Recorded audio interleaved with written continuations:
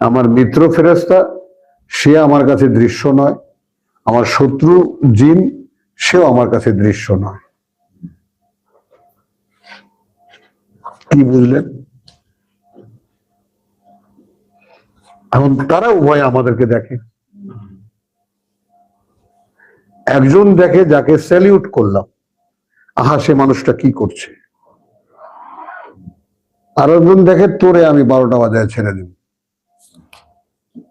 অহরহ সে চেষ্টা করতেছে।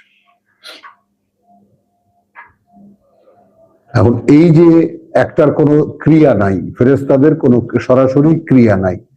নাহনু আউলিয়াকুম ফিল হায়াতিদ দুনিয়া, আমরা সঙ্গী।